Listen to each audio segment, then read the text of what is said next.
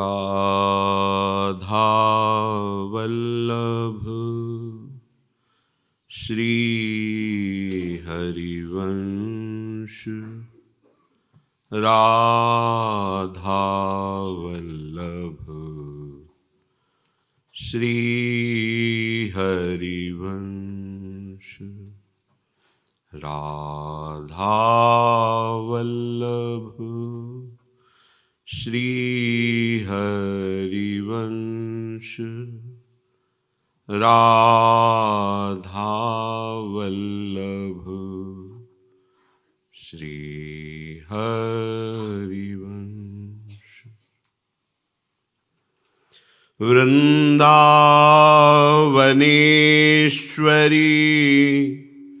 तवैव पदारविन्दम् प्रेमामृतैकमकरन्द रसौघपूर्णम्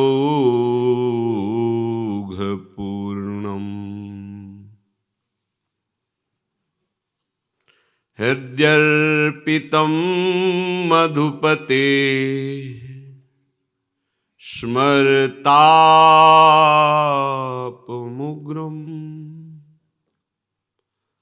निर्वापयत् परम् शीतलमाश्रयामि।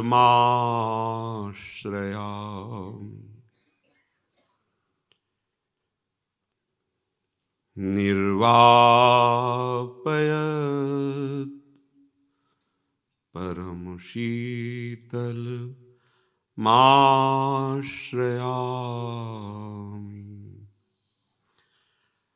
राधा राधा राधा राधा राधा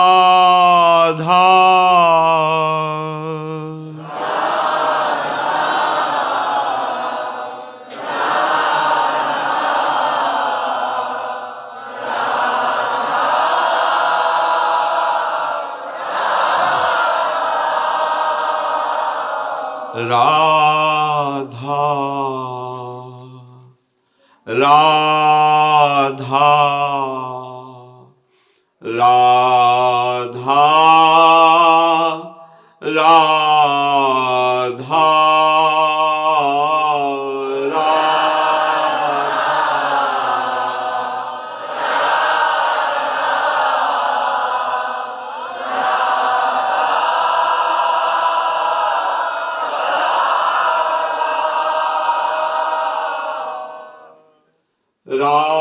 राधा राधा राधा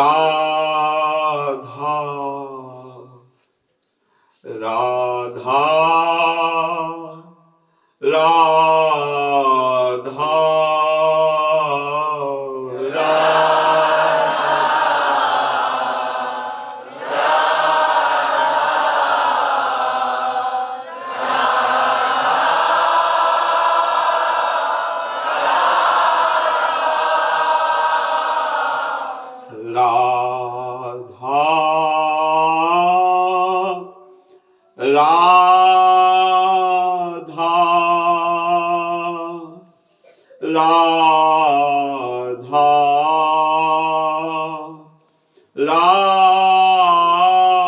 राधा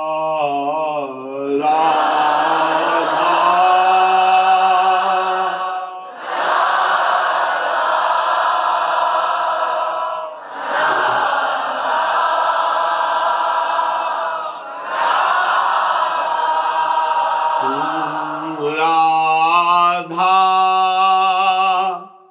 राधा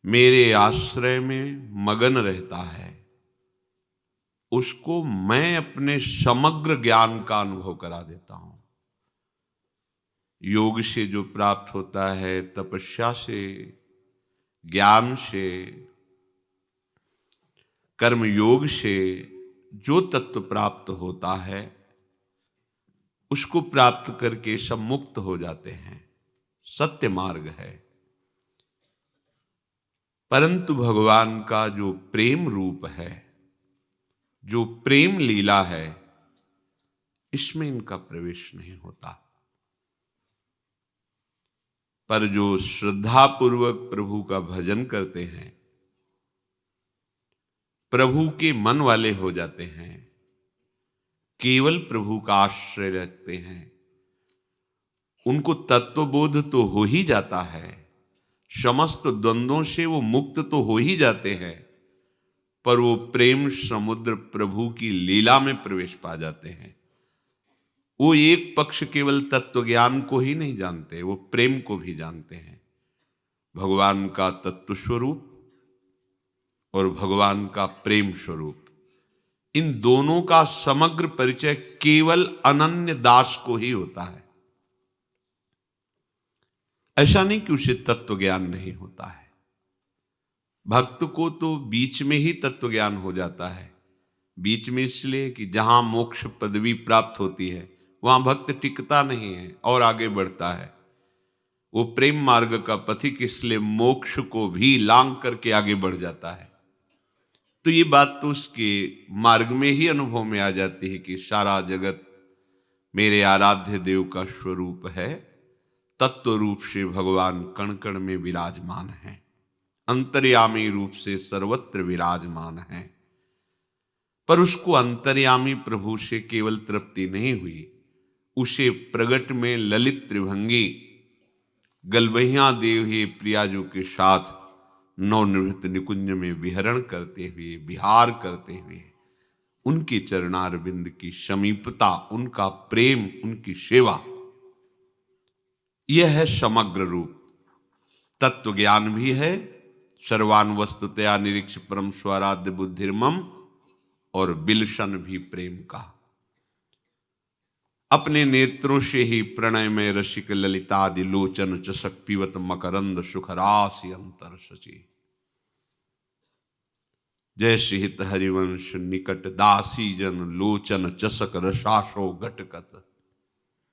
ये लोचन चषक रसाशो घटकत, ये योग में नहीं है, तप में नहीं है, ज्ञान में नहीं है, और कर्म योग में भी नहीं है। ये प्रेम योग है।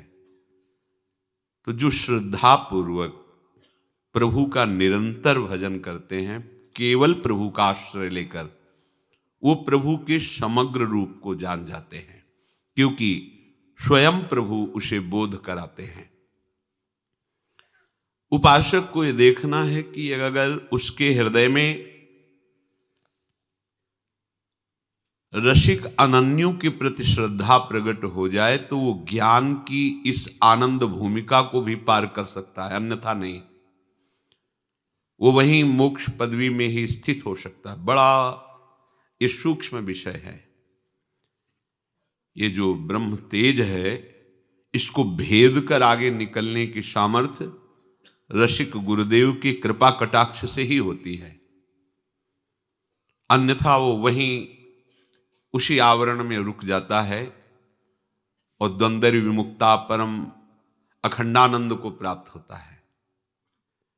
उस अखंडानंद को वेद कर अनंतानंद में प्रवेश पाना, ये रसिक महापुरुषों की कृपा से। इसीलिए रे मन रसकन संग बिन रंचन उपजय प्रेम, एक ही उपाय है। प्रिया प्रीतम के अनुराग रस में डूबे हुए अनुरागियों का संग, उनकी आज्ञा का पालन, उनके इशारे पर चलना, तो हम माया की क्या बात है, मोक्ष पदवी का भी उल्लंघन करके आगे बढ़ जाते हैं और भगवान की ऐश्वर्य से भी अपनी चित्तवृत्ति हटाकर उनके महामाधुर्य में स्थित कर पाते हैं। रसिक महापुरुषों की कृपा से, उनके द्वारा दिए हुए मंत्र उपदेश के बल से, गुरुर भजन विक्रमात् को हिते महाबुद्धया, ये बड़ा गुरु भजन है। गुरुदेव के द्वारा दिए हुए इस गरिष्ठ रस का वो पान करके उन्मत्त हो जाते हैं, अनंतानंद में प्रवेश पा जाते हैं। यदि हमारे हृदय में ये बात बैठ जाए तो अहंकार नष्ट हो जाएगा कि रसिक महापुरुषों की कृपा से ही हमें ये प्रेम साधन मिला है और ये प्रेम साध्य निश्चित हुआ है। अहंकार तब होता है जब हम कर्ता होते हैं। कर्ता प्रकृतिजन्य कार्य है, इसके आगे नहीं बढ़ सकता। त्रिगुणातीत प्रेम रस प्राप्ति कर्ता से नहीं होती, ये आश्रय से होती है। एक दीपक से दूसरा दीपक जल गया, एक हृदय से प्रेम दूसरे हृदय में प्रकाशित हो गया। इसीलिए भक्ति कर दीप प्रेम करि बाती, साधु संगति करि अनुदिन राती। श्रीहित महाप्रभु कह रहे हैं, साधु संगति करि अनुदिन राती। इस प्रेम रस की प्राप्ति का यही साधन है। रात दिन रसिकों की आज्ञा में रहो, यही उनका संग करना है। हरिराम व्यास जी कहते हैं, रसिक अनन्य भक्ति कल भोगी, जिनके केवल राधा वल्लभ वृंदावन रस भोगी।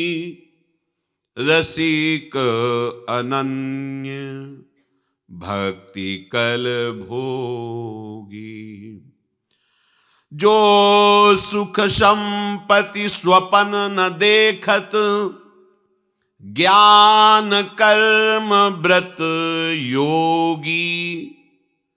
जिनके सहज स्नेही श्यामा श्याम सदा संयोगी। नीरस पशु पर से नहीं जाने, अभिमानी भव जोगी। व्यास जु हरि तजी आन जु मानत, हुए है तुरक दुरोगी। रसिक अनन्यन भक्ति कल भोगी। रसिक अनन्य महापुरुष जन भक्ति के प्रेम रस का भोग करते हैं, अर्थात निरंतर प्रेम में ही डूबे रहते हैं, छके रहते हैं, प्रेम रसास्वापान करके उन्मत्त रहते हैं। वो रसिक महापुरुष जिस रस में डूबे रहते हैं, उसके लिए रसिक अनन्यों का संग केवल आराध्य देव में ही आशा भरोसा विश्वास, ये दुर्लभ बात है। जिनके केवल राधा वल्लभ वृंदावन रस भोगी, जिनका केवल लक्ष्य बन गया है हमारा कल्याण हो जाए, हम मुक्त हो जाएं, ये बहुत महिमा की बातें हैं। पहले तो यहीं से हटे कि हमारी अनुकूलता प्रतिकूलता, मान अपमान, सुख दुख में वृत्ति समान हो जाए, हमें लोक लोकांतर का कोई भी भोग प्रतिष्ठा मान आदि ना घसीट पावे, तब इसके आगे बात है मेरा कल्याण हो जाए, मोक्ष हो जाए। फिर इसके आगे की बात है प्रभु का प्रेम रस दास्य भाव से, सख्य भाव से, वात्सल्य भाव, कांता भाव। फिर इसके ऊपर की बात है ये महामाधुर्य रस, वृंदावन रस भोगी। ये वृंदावन रस है, नित्य विहार रस। ये केवल अनन्यता से आता है। जिनके केवल राधा वल्लभ वृंदावन रस भोगी, जिनका लक्ष्य वृंदावन बिहारी बिहारिणी जो, हृदय का एकमात्र अवलंबन श्यामा श्याम, राधा वल्लभ लाल। जो सुख संपत्ति स्वप्न न देखत, ज्ञान कर्म व्रत योग। बड़े बड़े व्रत अनुष्ठान से, बड़े बड़े कर्म कांड से और ज्ञान मार्ग से और योग मार्ग से जिस रस को ये स्वप्न में भी नहीं देख सकते, उस रस की बात हो रही है। जिस रस को ज्ञान मार्ग से, योग मार्ग से, कर्म मार्ग से, बड़े बड़े व्रत तीर्थाटन आदि के फलस्वरूप नहीं देख पा सकते, वो रस इन्हीं नयनन सब सुख देखें, अपनो जन्म सफल कर लेखें। कौन? जिनके केवल राधा वल्लभ श्री वृंदावन रस भोगी। जिन्होंने अपने जीवन को वृंदावन धाम में आश्रय वृत्ति से या अखंडवास वृत्ति से समर्पित कर दिया, और श्री प्रिया प्रीतम ही जिनके जीवन है, जिनका साधन भी प्रिया प्रीतम है और साध्य भी प्रिया प्रीतम है, ऐसे रसिक महापुरुषों को जो सुख मिलता है वो ज्ञान से, योग से, कर्म से, बड़े बड़े व्रतों से स्वप्न में भी नहीं देख सकते। जागृत की या ध्यान की भावना तो दूर रही, स्वप्न में भी नहीं। जो केवल श्रीधाम वृंदावन का आश्रय और वास स्वीकार करके श्यामा श्याम की उपासना में अनन्य है, तो उसका सहज प्रेम हो जाता है। ये बहुत बड़ा शब्द है, सहज। सहज होना बड़ा कठिन है। हमारी टेढ़ी चाल रहती है, चतुरता रहती है, कपट रहता है, छल रहता है। सहज होना, सहज प्रेम में भगवान बिक जाते हैं। जाहि न चाही कबहु कछु, तुम सन सहज स्नेह। तो बसहु निरंतर तासुर सोराउर निज गे। जिसका आपके साथ सहज स्नेह है, हे प्रभु, जिसे और कभी कुछ नहीं चाहिए, आप उसके हृदय में अपना निजी घर मान करके निरंतर निवास करते हैं। ये सहज प्रेम। कोई निमित्त नहीं, कोई कारण नहीं, कोई लाभ की बात नहीं। हम जी नहीं सकते श्यामा श्याम की स्मृति के बिना, श्यामा श्याम को दुलार किए बिना। हमारा और कोई सहारा नहीं, कोई अवलंबन नहीं। हृदय में ये बात आ गई है जिसके, ये बहुत बड़ी सिद्धि है, ये बहुत बड़ा लाभ है। श्यामा श्याम से जिनका सहज स्नेह हो गया है, जैसे अपने इकलौते बेटे पर मोहयुक्त मां का सहज स्नेह होता है। यद्यपि ये प्राकृतिक उदाहरण है, पर उसकी सारी चेष्टा उठते बैठते जागते उस अपने इकलौते बेटे के प्यार दुलार में, वो मोहाशक्त है। ये प्रकृतिजन्य बात चिदानंद तत्व में बैठती ही नहीं है, पर उदाहरण में प्राकृतिक वाणी से, प्राकृतिक उदाहरण से एक चंद्र शाखा न्याय से समझाया जा सकता है। जैसे चंद्रमा बहुत दूर आकाश में है, पर देखो इस वृक्ष की डाली के एक हाथ ऊपर देखो, वो चंद्रमा दिखाई दे रहा है, तो एक हाथ ऊपर नहीं, हो तो बहुत दूर है। ऐसे ही प्राकृतिक उदाहरण से हम भावना कर सकते हैं। वो उपासक मन वचन कर्म से केवल श्यामा श्याम, कोई लाभ, कोई परिणाम की स्थिति की मांग कुछ नहीं। अपमान मिले, दुख मिले, निंदा मिले, कोई परवाह नहीं।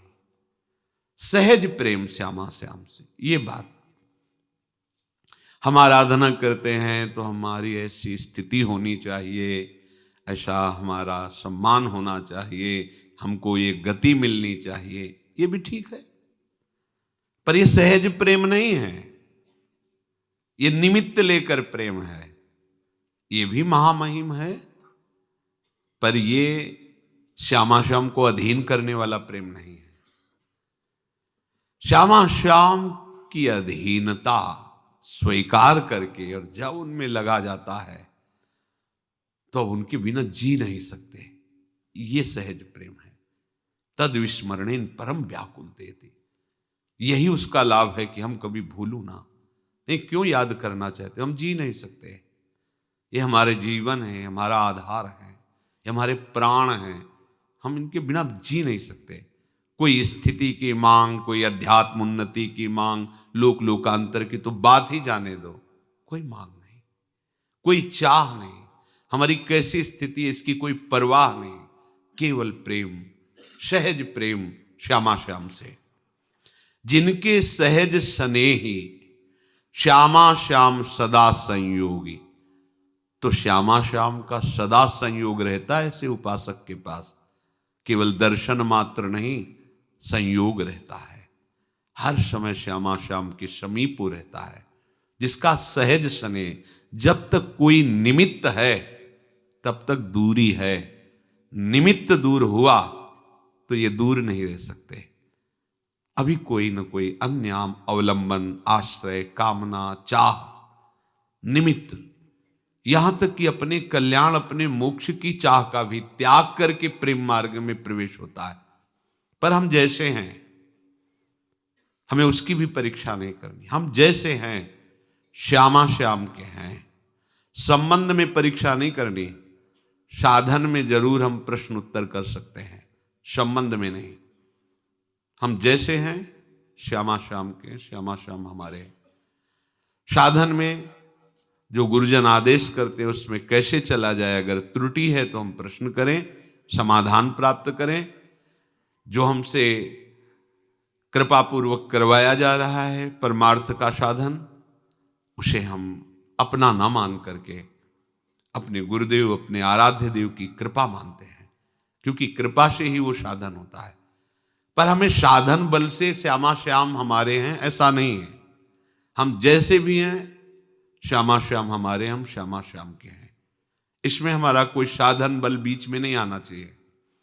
नहीं तो आपको ऐसा लगेगा कि अभी श्यामा श्याम हमारे नहीं हुए क्योंकि मैं उनके लायक नहीं हुआ हूं, हम में ये दोष है, हम में ये दोष है। ये पक्का है, हम उनके लायक नहीं, पर वो हमारे हैं, हम उनके हैं। ये सहज संदेह रहित संबंध श्यामा श्याम का निरंतर संयोग अनुभव कराता है। यहीं तक पहुंचने में देरी है। श्यामा श्याम प्रतिपल तुम्हें कैसे बताएं, एक एक वृत्ति श्यामा श्याम में हो जाती है। एक एक वृत्ति, कोई करण नहीं बकाया रहता जो अपना अस्तित्व रखता हो। अंतःकरण श्यामा श्याम में हो जाता है।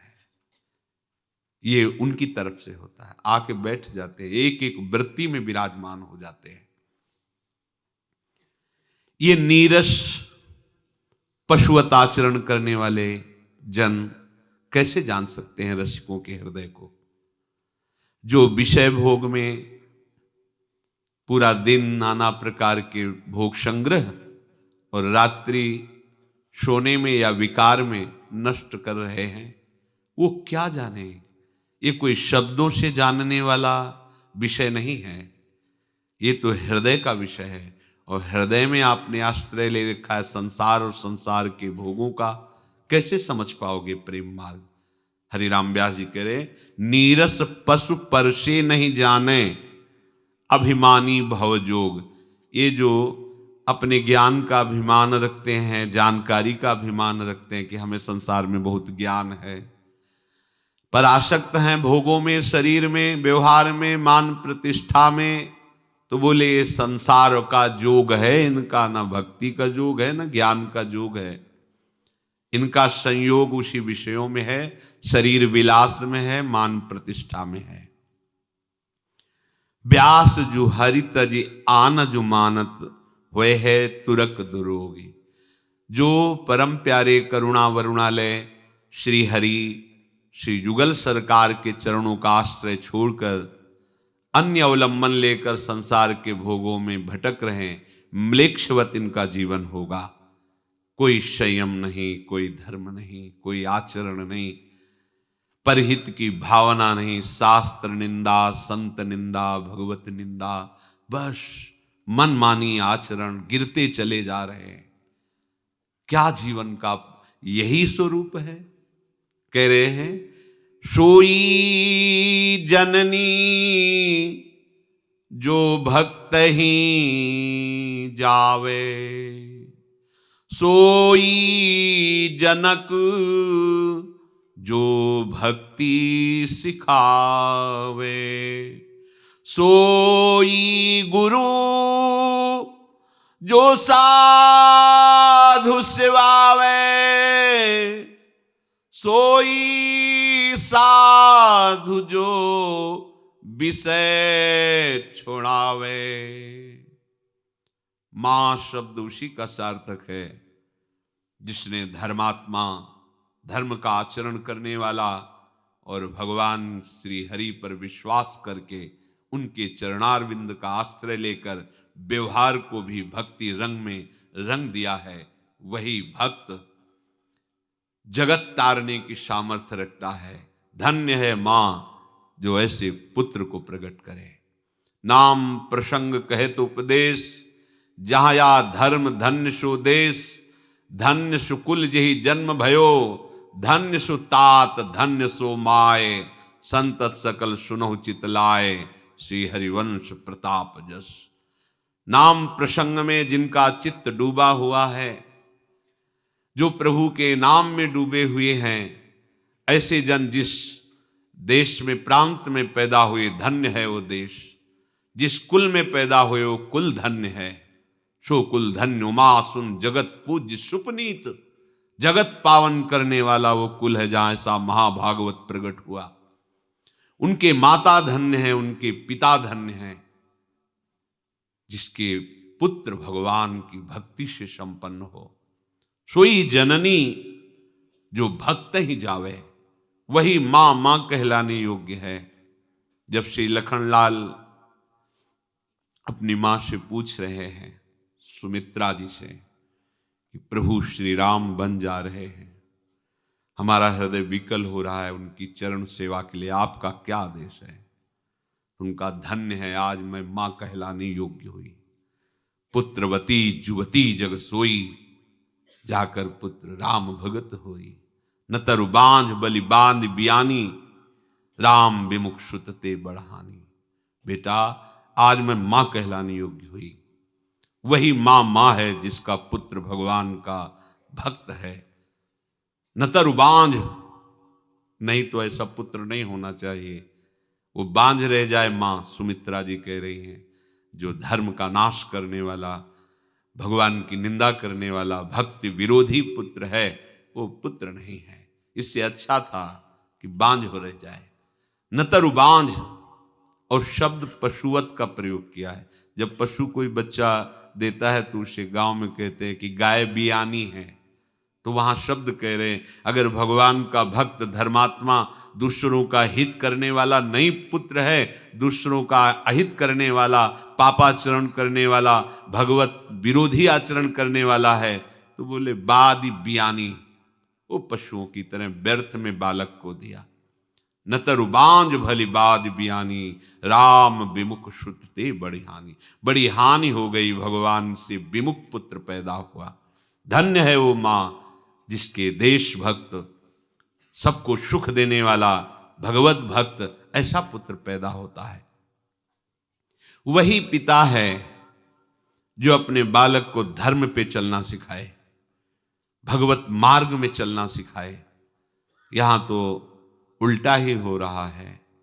मातु पिता बाल कहीं बुलावें, उदर भरे सोई जतन सिखावें। बस केवल इतनी शिक्षा, तुम कैसे पेट भर लो, बस।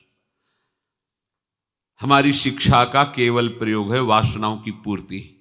नहीं नहीं, विद्या वासनाओं की निवृत्ति के लिए होती है। वासना का भूत सवार होकर के मनमानी आचरण करे, वो अविद्या ही है, विद्या नहीं है।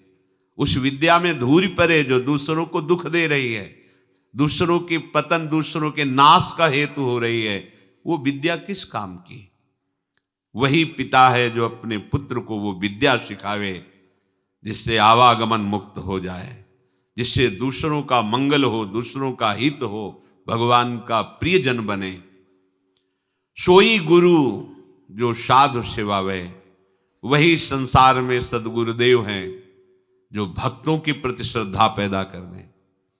भगवान के प्रति श्रद्धा तभी दृढ़ होती है जब भक्त चरण धरि भाव तरत भव सिंधु अगाधा।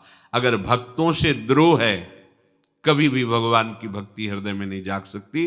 किसी भी संप्रदाय के भक्त से यदि आपका द्रोह है तो श्री भगवान स्वयं कहते हैं, वैकुंठवासियों में तुमसे सत्य सत्य सत्य कहता हूं, जो हमारे भक्त का अपराध करता है, भक्त से द्रोह करता है, पर मेरा नाम जप करता है, मेरी पूजा भी करता है, तो वो नरक जाएगा। मैं तुमसे सत्य कहता हूं, जैसे कोई मेरे पैर को पूजे पर गले पर छुरी चलाए तो कैसा, ऐसे ही कोई मुझे पूजे, मेरा नाम जप करे, मेरे भक्त का अपराध करे, अपमान करे, कभी उसके हृदय में विमल भक्ति नहीं जग सकती, सद्गति नहीं हो सकती।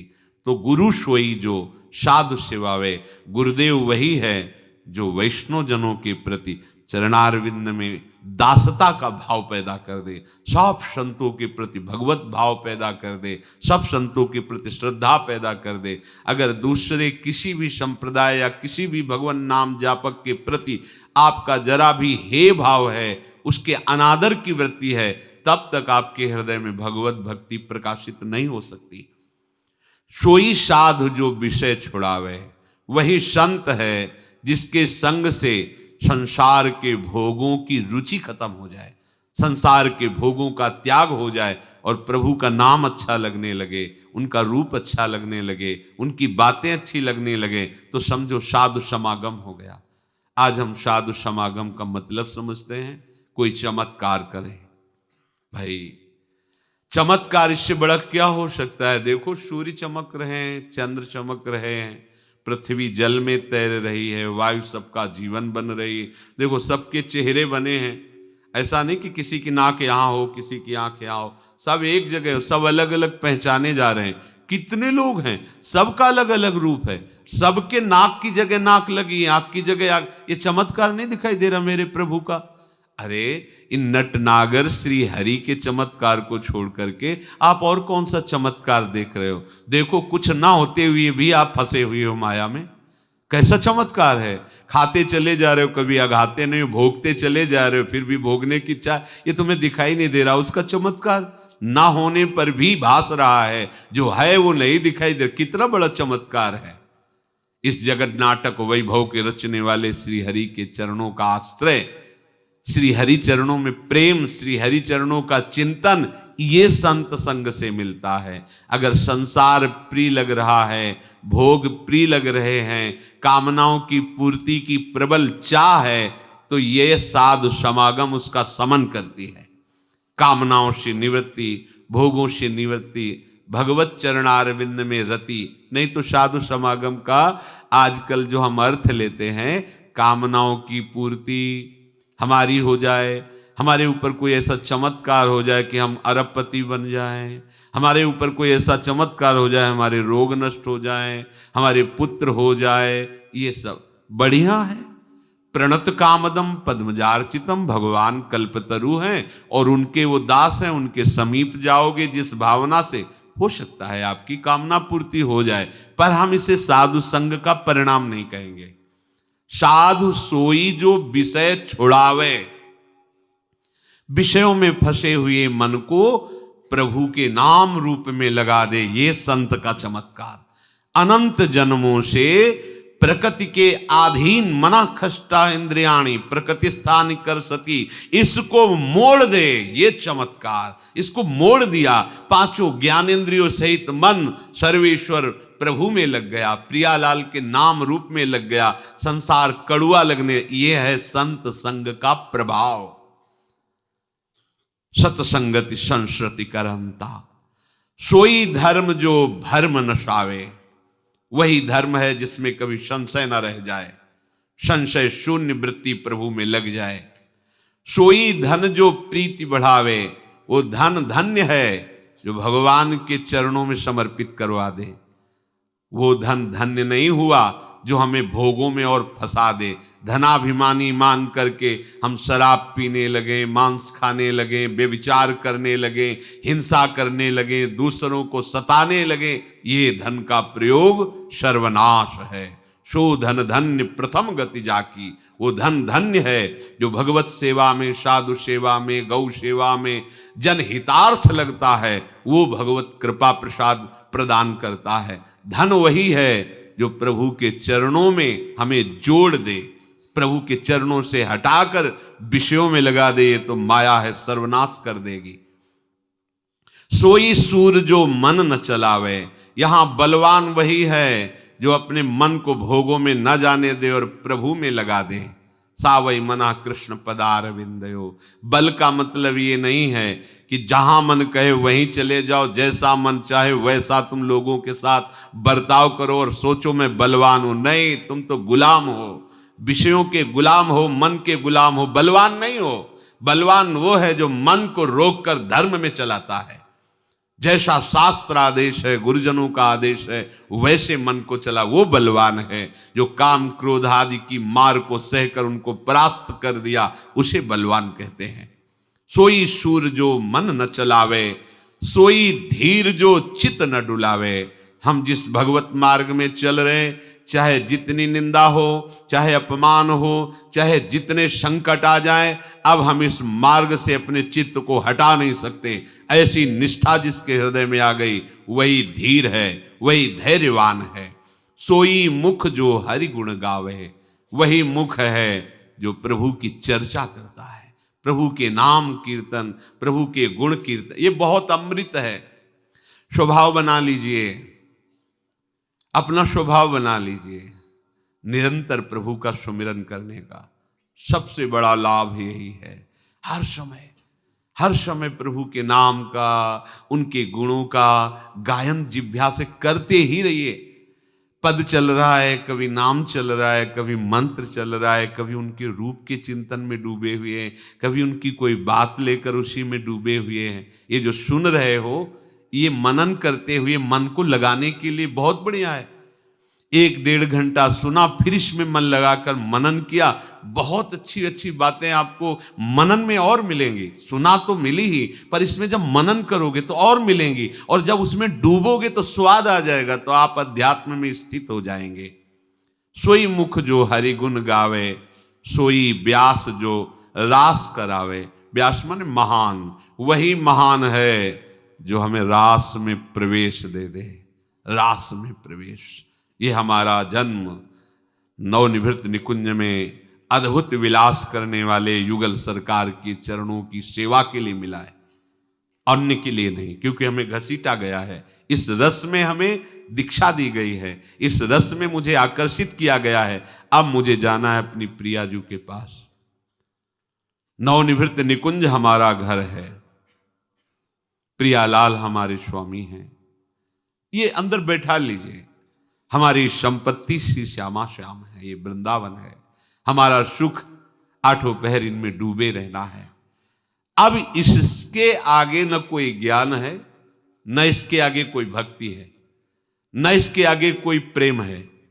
माधुर्य रस, श्रृंगार रस सबसे गरुआ प्रेम है, और उससे भी आगे महाप्रेम, महामाधुर्य रस वृंदावन विलास है। प्रभु कह रहे हैं कि मेरे आश्रित होकर के मेरा भजन करोगे तो आपको मेरा समग्र रूप प्राप्त हो जाएगा। देखो, अपने लोग बिल्कुल नहीं जानते थे रस, कहीं ना कहीं किसी न किसी भगवान के नाम रूप का आश्रय मिला उनकी कृपा से, और वो क्रम से चढ़ाते चढ़ाते चढ़ाते चढ़ाते यहां ले आए। तो वही तो ला रहे ना।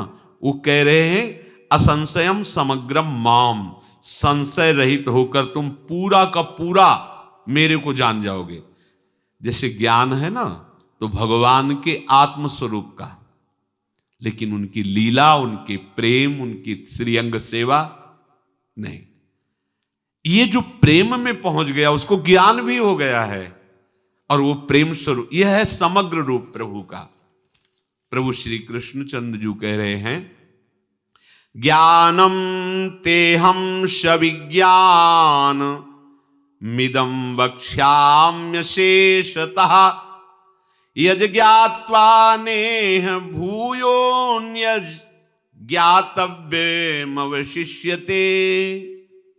अब मैं तुझे ज्ञान प्रदान करूंगा, तेरे लिए मैं उपदेश कर रहा हूं। यहां बड़ी कृपा झलक रही है कि मैं सीधे तुझे अपना ज्ञान प्रदान कर रहा हूं, समझ। क्योंकि प्रभु के ज्ञान को बड़े बड़े महापुरुषों ने अनुभव किया, तो जितनी उनकी भावना है उतना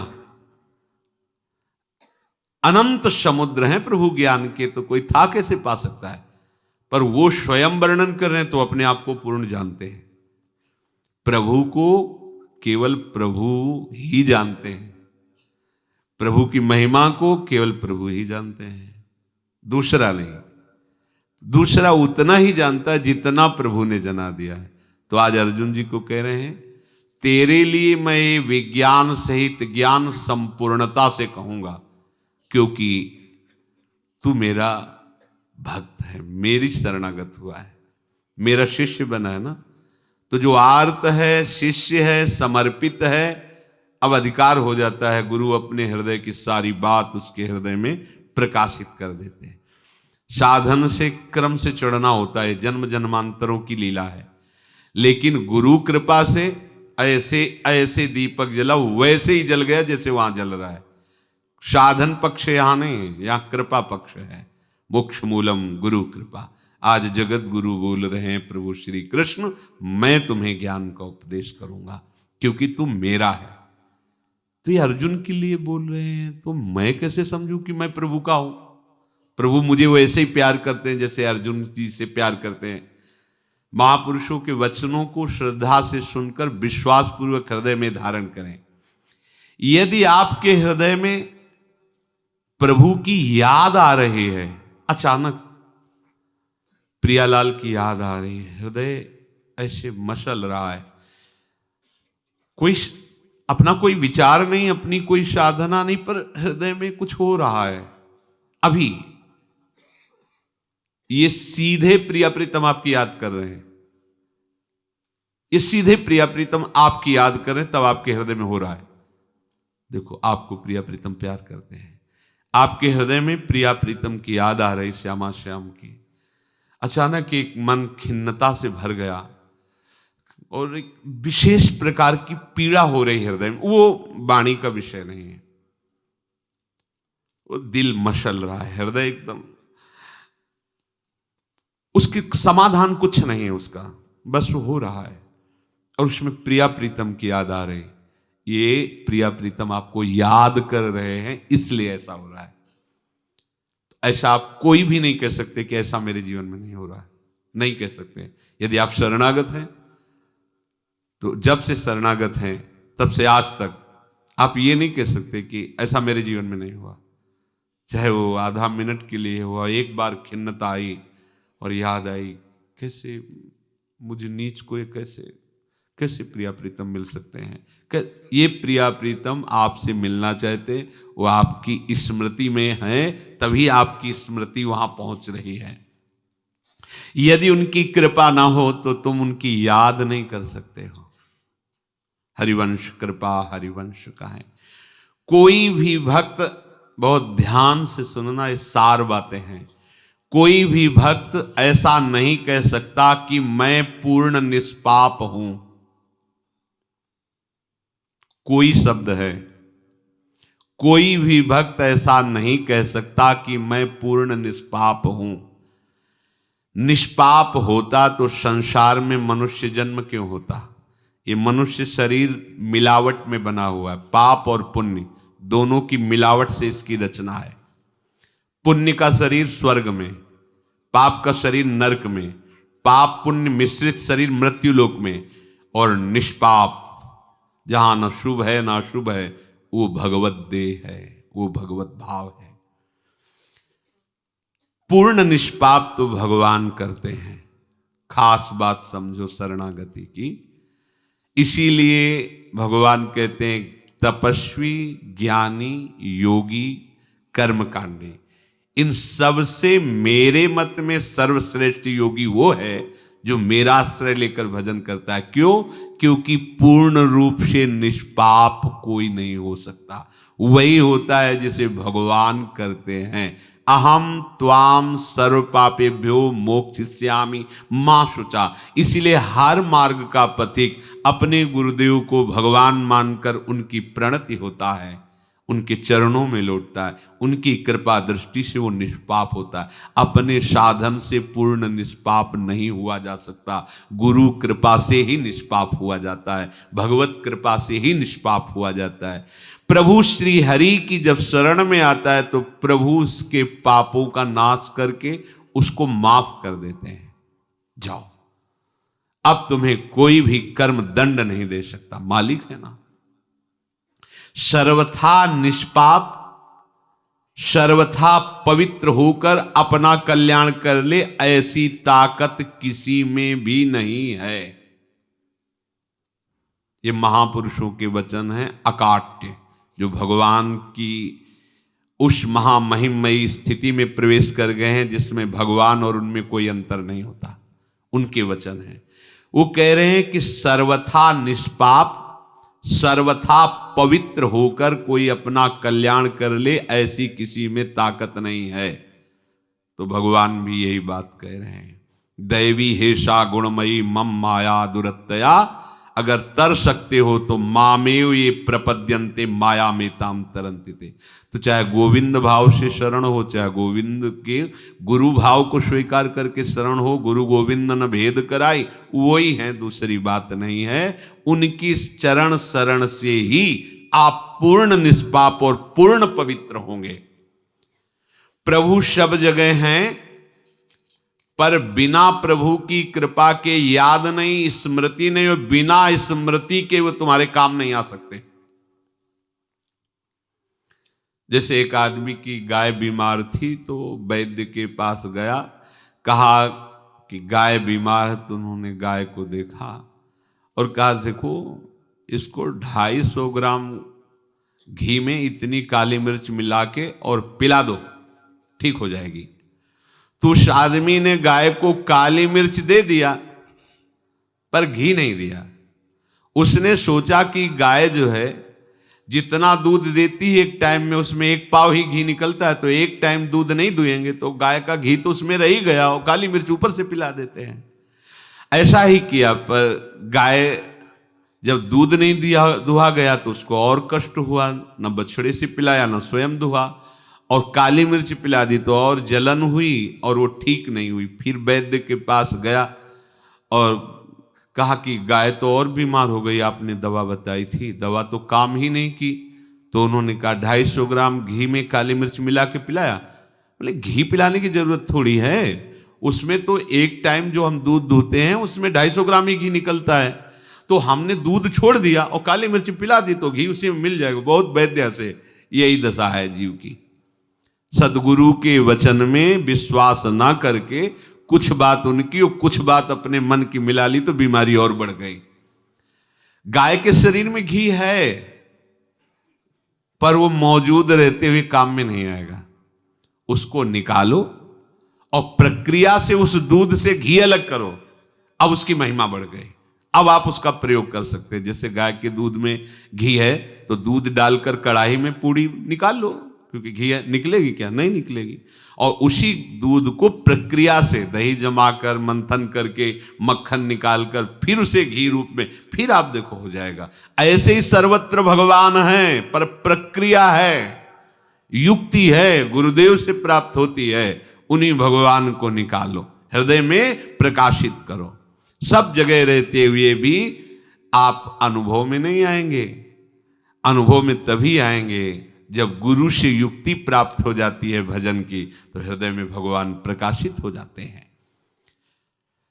प्रभु की याद में जो निरंतर डूबा हुआ है, अब इससे बड़ी और कोई कृपा नहीं हो सकती। भगवान के पास इससे बड़ी और कोई बात देने के लिए नहीं, ध्यान रखना। पूज्य श्री बाबा गिरिराज जी वाले महाराज, पंडित गया प्रसाद जी महाराज ने कहा कि ये अगर तुम्हें समय दे दिए हैं भजन का, तो अब इनसे कुछ और मत मांगना, क्योंकि इनके पास इससे बड़ी चीज और कुछ देने के लिए नहीं है। पापियों को, अपराधियों को, प्रपंचियों को समय नहीं दिया जाता भजन का। ये माया उसे समय नहीं देती। अगर आपको समय मिल गया है भजन का, तो अब प्रभु के पास और कुछ देने के लिए बचा नहीं है, सबसे कीमती बात है समय का प्रभु के भजन में व्यतीत करना। और अगर आप अब प्रमाद करते हैं तो समझो आप कितना कृपा को ठुकरा रहे हैं, कितना अपराध कर रहे हैं।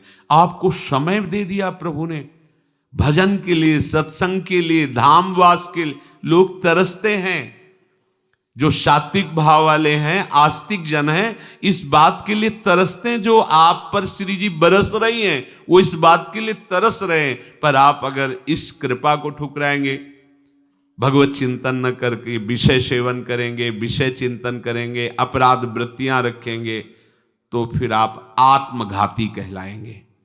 जो न तरय भवसागर अस समाज नर पाए, सुअति निंदक मंदमति आत्महनन गति जाए।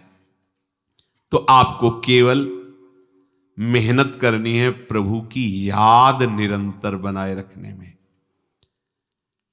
केवल याद करना है, प्रभु को भूलना नहीं है।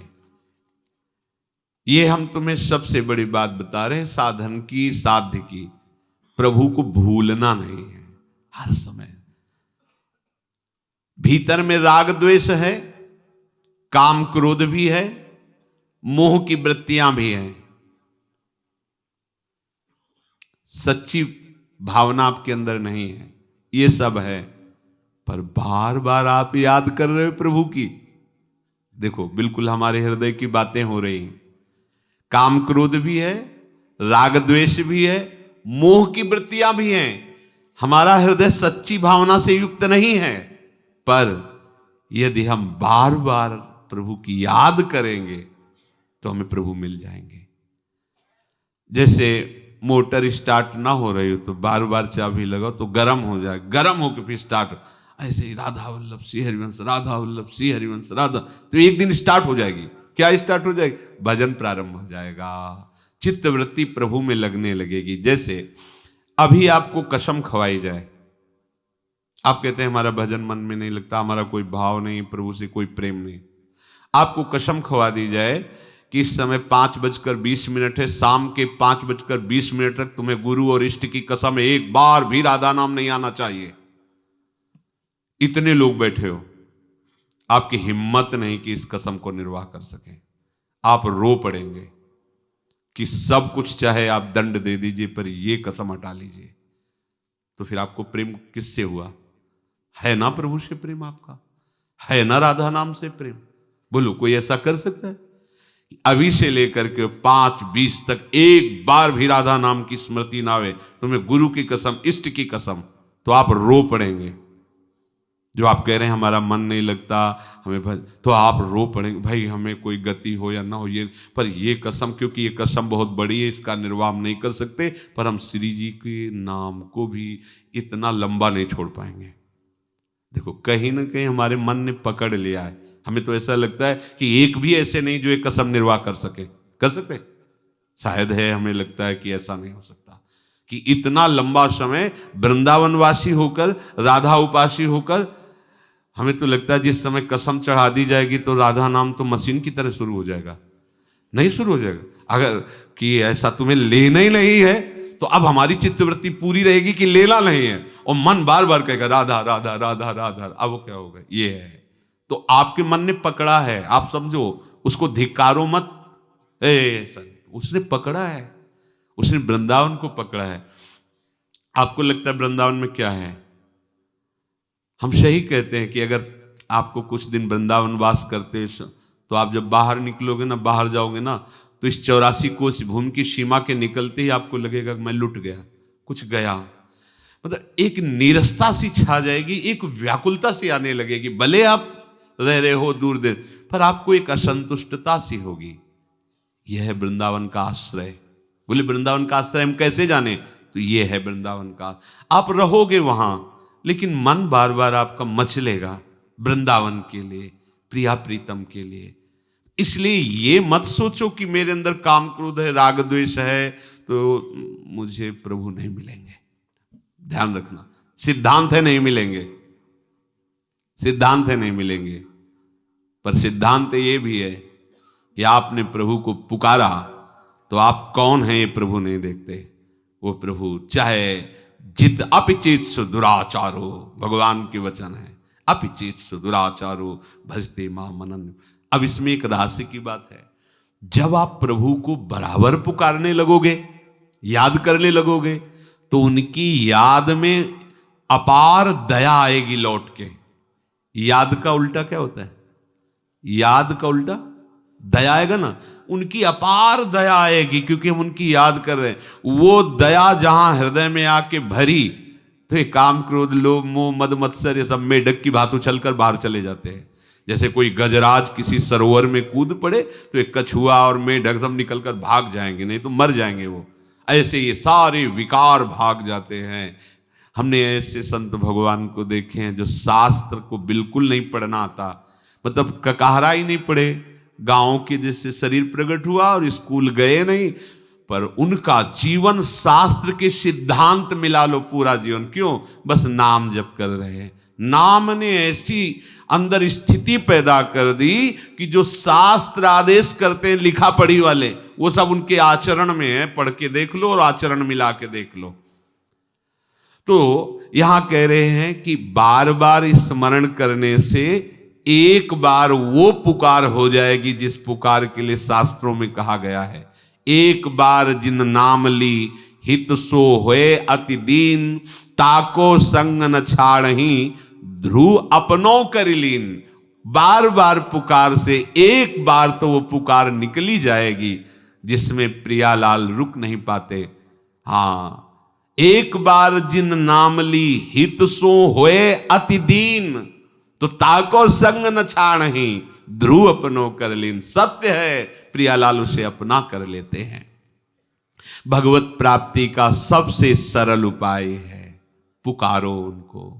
राधा वल्लभ, हम नाम जप कर रहे हैं मानो पुकार रहे हैं अपने प्यारे को, राधा वल्लभ श्री हरिवन, राधा वल्लभ श्री हरिवन। ये जो गणना है, संख्या है, ये मन लगाने के लिए कि आज इतना किया तो कल प्रमाद ना आ जाए। बकाया संख्या से भगवत प्राप्ति नहीं होती है।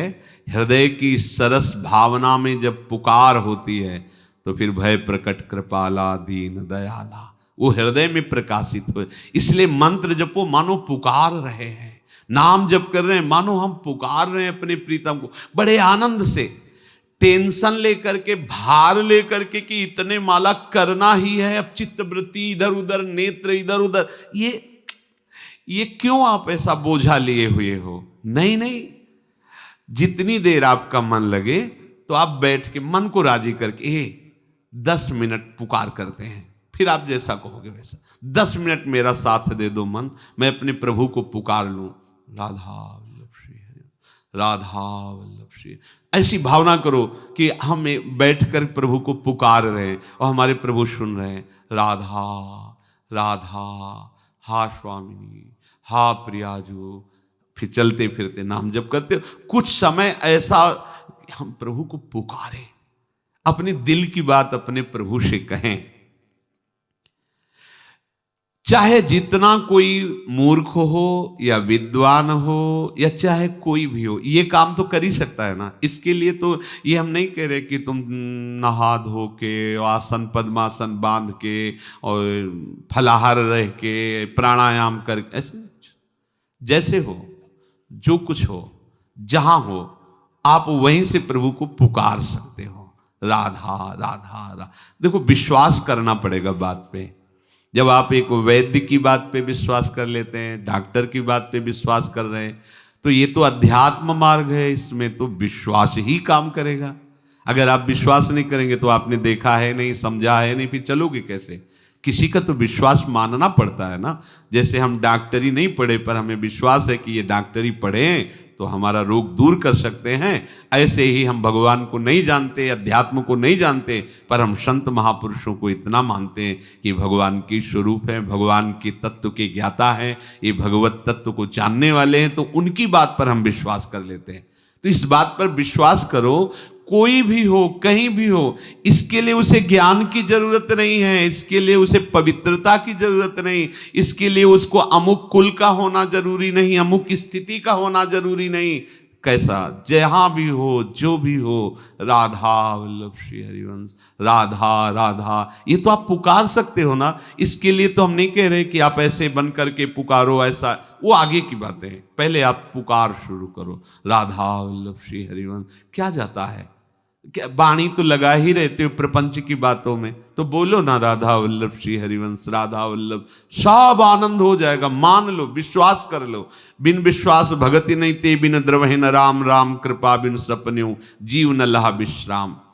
हम आपको सच्ची कहते हैं, ज्ञान योग, कर्म योग, भक्ति योग, इन सब योगों में सर्वश्रेष्ठ है भगवान की स्मृति, पुकारना। ये सार बात है। गुरु कृपा से बचपन में सार बात मिल गई थी। जो हमारे सन्यास मार्ग के सदगुरुदेव भगवान थे, वो हर समय वो वाला माला गौमुखी होती ना देहात में, जो ऐसे होती है, ऐसे ऐसे हर समय डाले, हर समय जप प्रधान जीवन उनका। तो जो उनकी शरण में हुए, तो जैसे दोपहर में थोड़ा ले, ओए उठो बच्चा, देखो देखो 1:30 बज रहे हैं, किसान लोग हल लेकर खेत की तरफ जा रहे हैं और तुम साधु बनने आए हो लेट, उठो उठो, बैठ के जप करो। रात्रि में 2 बजे उठो उठो, चलो बैठो, स्वामी जी नींद आ रही, टहलो टहलो, टहल करके भजन, और आप बैठे ऐसे भजन कर रहे हैं। भजन का संस्कार उनकी कृपा से पड़ा। ज्ञान योग, कर्म योग, भक्ति योग, इन सब योगों में सर्वश्रेष्ठ है भगवान की स्मृति। प्रियालाल की याद, बिसरी हो ना बिसारी हो, हर समय उनकी याद में डूबे हैं। मंत्रों में, अनुष्ठानों में शक्ति है, पर जितनी स्मृति में शक्ति है उसके आगे नहीं। एक खास बात है। अच्छा, मंत्रों में शक्ति तो है, पर बिना स्मृति के तुम शक्ति का अनुभव कर सकते हो क्या?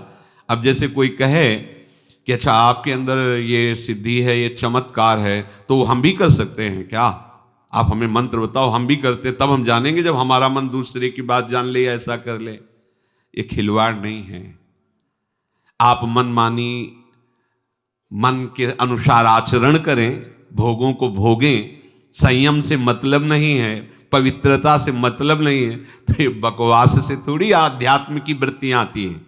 कोई भी कहीं भी हो, कभी न कभी संयम करके जब अध्यात्म में चलता है, तो उसमें साधारण मनुष्यों से बढ़कर कुछ दिव्यता होती है, क्योंकि उसने उस दिव्य शक्ति का चिंतन किया है, उस दिव्य शक्ति का मनन किया है। पर वो उतना ही नहीं है, वो तो अनंत बढ़ता चला जाता है। पर ऐसे जैसे बात विवाद, तर्क विवाद, ऐसा नहीं है। किसी में भी यदि कुछ विभूति है, तेज है, तो उसने अध्यात्म का संग्रह किया है। आज वो अध्यात्म में नहीं चल रहा है, पर उसका बड़ा यश है, बड़ी महिमा है, वो बड़े बड़े पदों पे पीछे उसने कहीं ना कहीं कोई न कोई शक्ति आराधन किया है, उसका फल आया है। इस जन्म में वो राजा बना, इस जन्म में वो शासनकर्ता बना। अब अगर वो शक्ति आराधन नहीं करेगा तो वो उसका शुक्र क्षीण होगा और फिर नीचे गिर जाएगा। भगवान की तरफ थोड़ा भी कदम आप बढ़ाओगे तो आप में दिव्यता आने लगेगी। कोई भी योग स्मृति से बढ़ करके नहीं है, भगवत स्मृति, हर समय भगवत स्मृति। मंत्रों में, अनुष्ठानों में शक्ति। देखो आज क्या है, हम एक तो अविश्वास का राज्य हो गया है, कलयुग का प्रभाव है, क्या भगवान, क्या मंत्र, क्या तंत्र, ऐसा नहीं है। शास्त्रों के मंत्र सत्य हैं और उनका प्रभाव सत्य है, पर आप असत आचरण करते हो तो उनको कैसे धारण कर पाओगे? आपके अंदर है तो निज मंत्र, है तो शरणागत, क्या निकुंज दिखाई दे रहा है? क्यों? क्योंकि आप उसको जागृत नहीं कर पा रहे। आप अपने हृदय की वृत्तियों को असत आचरण में लगाए, सोचते हैं मंत्र कान में मिला और मंत्र अपना प्रभाव दिखा दे। ऐसा नहीं है। मनन करो, रगड़ो मन को उस मंत्र में।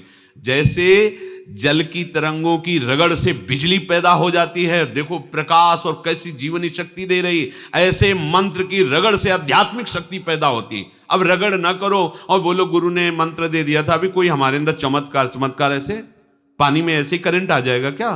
देखो ना उसको, घर्षण तो बिजली पैदा हो गई। तो ये तो प्राकृतिक बिजली है। नाम और मंत्र का अपनी जिह्वा पे घर्षण करो, देखो आध्यात्मिक ऊर्जा पैदा हो जाएगी आपके अंदर, आध्यात्मिक शक्ति, एक से एक दिव्यता आपके अंदर आ जाएगी। मंत्रों में बड़ी सामर्थ्य है। जब सर्पेष्टि यज्ञ जन्मेजय जी ने की तो बड़े बड़े फणधारी स्वाहा, तो जिस सर्प का नाम लेते सीधे अग्नि में आके स्वाहा। काफी समय हो गया, उन्होंने कहा मेरे पिता को डसने वाला तक्षक तो आया ही नहीं, और जिसके लिए मैं यज्ञ कर रहा हूं, बड़े बड़े फणों वाले सर्प भस्म होते चले जा रहे, लेकिन वो नहीं आया जिसने हमारे पिता को डसा। त्रिकालदर्शी महात्मा यज्ञ कराए, उन्होंने कहा इस समय जन्मेजय तुम्हारे पिता का अपराधी देवराज इंद्र के सिंहासन के पावे में लिपटा हुआ है, देवराज ने शरण दे रखी है उसको। उनका तो कोई उपाय नहीं है कि वो अब लाया जा सके। बोले है, पर मैं देवराज इंद्र के सहित सिंहासन सहित आप आदेश करो।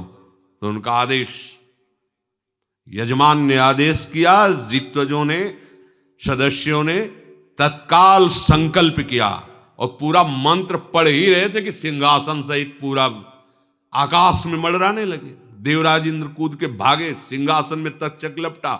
उसी समय भगवत प्रेरित होकर आस्तिक मुनि आए, उनका तिष्ठ तिष्ठ, ऐसे थोड़ी शब्दों में अब प्रपंच बकते हो, बोलो तुम्हारी वाणी सत्य हो जाए, कैसे सत्य हो जाएगी? मिथ्या भाषण करते हो, जो मनाया वाणी में डाल रहे हो, रसेंद्री में जो मनाया खा लिया, जैसे मनाया वैसे बोल, ऐसे तुम्हारी वाणी। मौन रहो, भगवत नाम जप करो, सत्य बोलो, जो बोलोगे वही हो जाएगा, देखो तो करके। मन मानिए आज तिष्ठ, उधर मंत्र पढ़ा जा रहा है, उनका तिष्ठ वहीं रुक गया।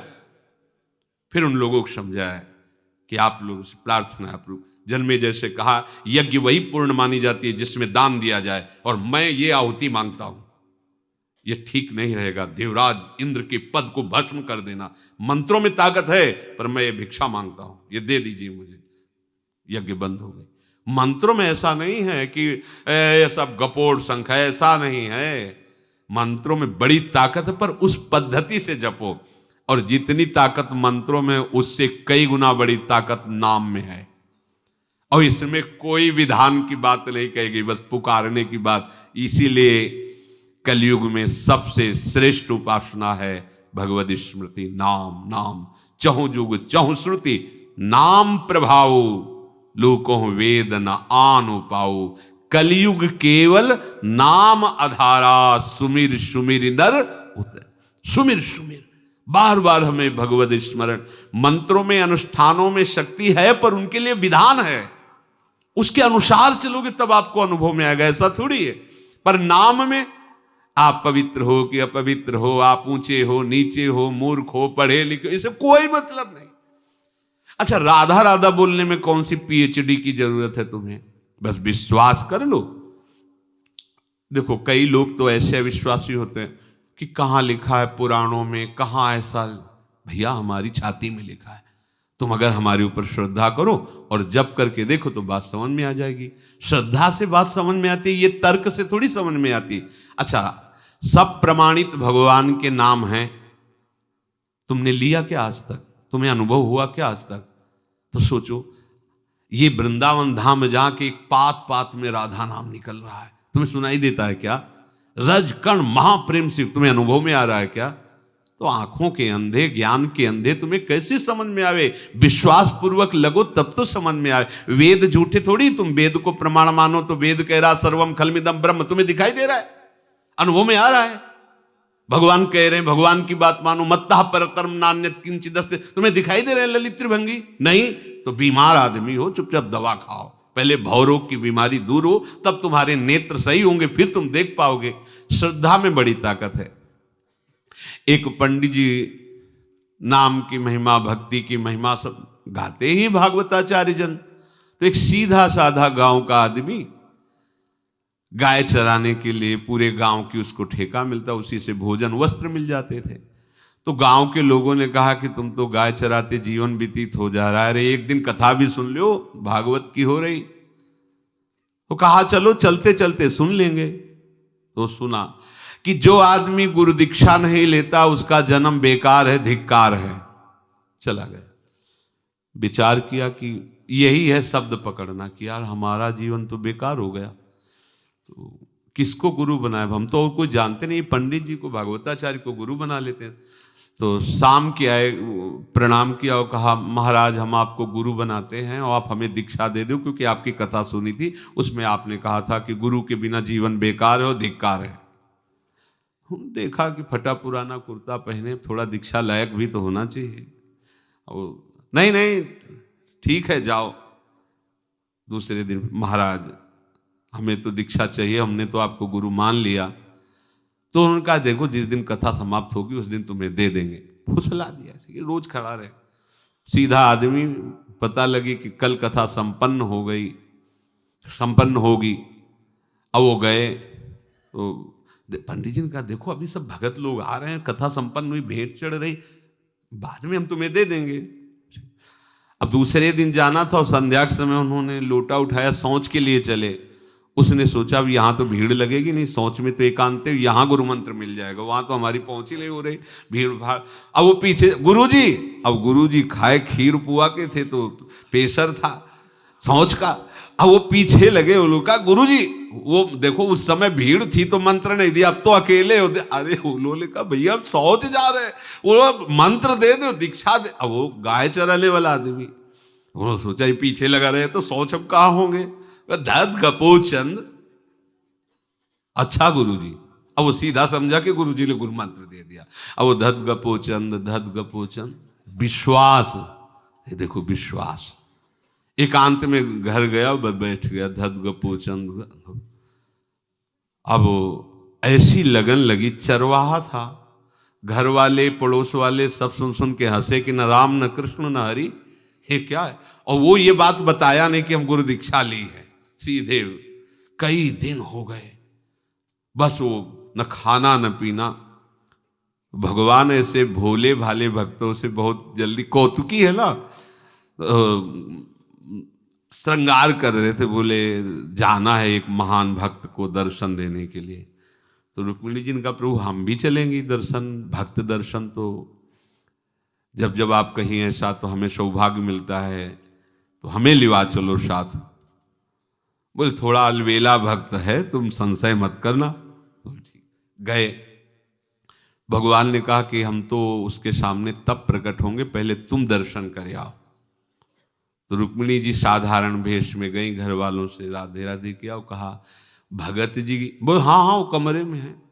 वो आ गई तो आंख मुझे धत गपोचन, धत गपोचन, मतलब रुक्मिणी जी ये कौन सा मंत्र है, आज तक तो हमने भगवान का नाम सुना नहीं।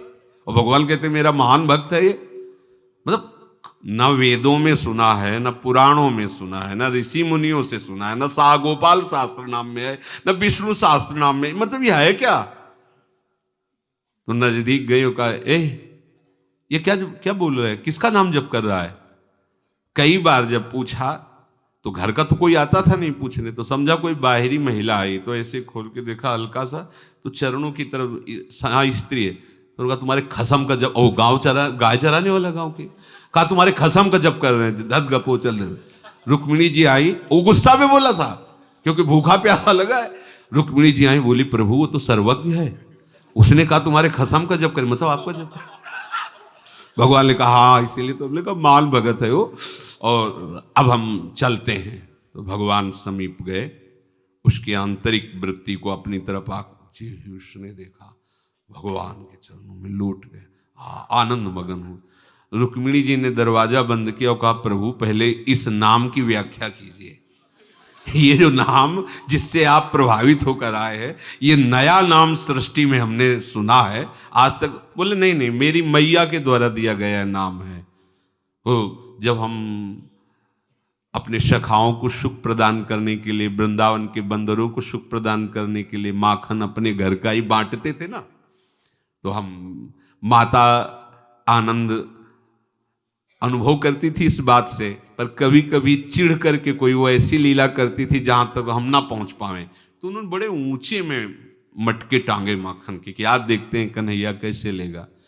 तो हमने ऊखल खड़ा किया, उसके ऊपर सखा चढ़ाया, फिर उसके कांधे पे चढ़े, अब ऊंचाई तो, और फिर ऐसे निकाल कर कुछ सखाओं को कुछ बंदरों को ऐसे पारे, इतने में मैया आ गई।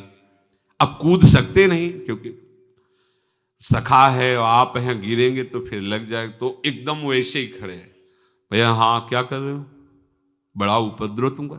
नहीं उपद्रव नहीं मैया, तो हमें भूख लगी थी, तो फिर क्या किया, हमने देखा इसमें चींटी थी, तो हम कहा मैया आएगी फिर हम मांगेंगे तो फिर चींटी निकालेगी फिर पवाएगी, तो हम चींटी निकाल रहे थे। मैं बड़े चतुर हो, अंगुली से चींटी निकाली जाती कि इतना इतना, बोले हम जिसमें ऐसे रखते वो चींटी अंदर चली जाती, खबो खबो कैसे निकाल रहे थे। हाँ ठीक है चलो ये बात तुम्हारी मानी, लेकिन यहाँ क्या कर रहे थे, ये लगी है, यह भी तो लगा। बोले मैया मक्खी बार बार ऐसे लग रही थी, तो हमने कहा ऐसे कर लिया तो पूरा मक्खा है, तो मैया लगा दर्द गपो चल गई। तो बोले ये हमारी यशोदा मैया का धरा हुआ नाम है। श्रद्धा से गुरु मंत्र मानकर जपा तो द्वारिकाधीश भगवान और महामहिम महालक्ष्मी स्वरूपा रुक्मिणी जी का साक्षात्कार हुआ और वो सच्चा भगत बन गया। फिर ये राधा नाम तो हरि रसना राधा राधा रट। हाँ जो बिल्कुल ही अपरिचित है वृंदावन धाम से तो उनके लिए तो अपरिचित है ही, पर आप गपोचंद से भी ये श्रेष्ठ है, क्योंकि गपोचंद भी इस नाम को जपते हैं है? वो कहते अपने सखाओं से कि तुम समझते हो कि गिरिराज जी मैंने उठाया, नहीं, ये राधा नाम ने उठाया, राधा रूप ने, क्योंकि राधा रूप का ध्यान करते हुए राधा राधा जपते हुए 7 दिन हमको पता ही नहीं चले कि गिरिराज जी हमारे भगवान जिस नाम में जिस प्रेम में डूबे हुए हैं वो राधा नाम अपने लोग, ये अमोघ है, ये किसी के तर्क का विषय नहीं है, ये श्रद्धा और प्रेम का विषय। इसलिए निरंतर अपने मन को प्रभु के चरणों में लगाने के लिए बिल्कुल सहज सरल साधन है प्रभु का नाम लेना, उनको पुकारना।